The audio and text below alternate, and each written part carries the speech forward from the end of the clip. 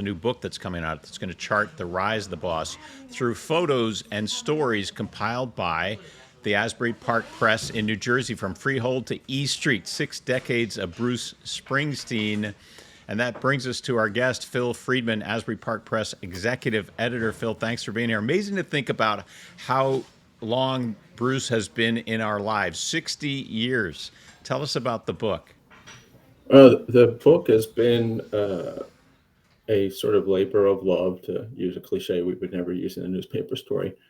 We were in the process of putting together all the content, all the stories and photos and videos we've ever covered back in the late 60s. And we got the idea, well, we're already putting this together. We can take the best of the archives and put it into a book. And actually, later today, it goes to the printer, and it should be available for folks who pre-ordered in late November. Very cool. Phil, who was the first music journalist or reporter who recognized that what Bruce's trajectory could be like? I don't know if she was the first, but Joan Pikula, back in the very late 60s and early 70s, was writing stories about Bruce. And at the time, he and the band went through a number of names: the Castiles, Child, Steel Mill.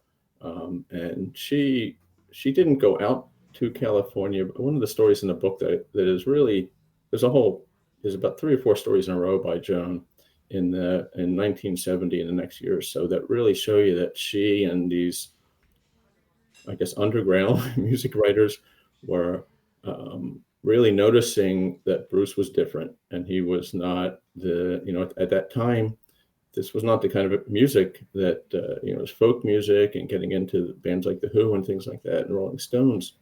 He was a completely different sound, completely different presence. And Joan was writing about him 5 or 6 years before Greetings from Asbury Park, and really, and then later Born to Run took off. That's what made him the superstar he is. So. Yeah, well, we were seeing some of those photos. Really an amazing historical record of Bruce. Has he seen this book? I don't think so. Well, nobody's seen it.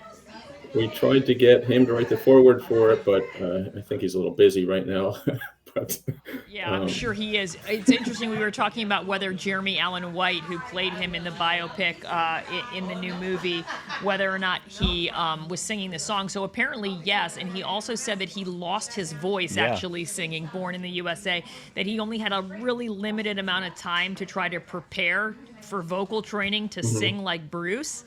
So I just can't imagine the pressure of trying to copy accurately this legend. Yeah, I mean, haven't we all lost our voice singing that song? Yes, that's very true.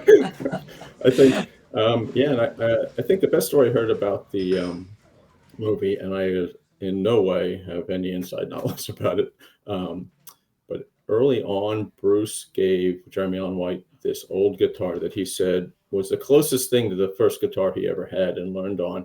Now, the guitar now is worth a lot of money.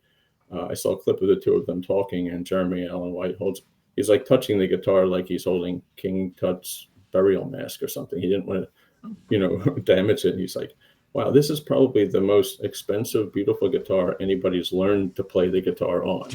So, exactly. It was funny.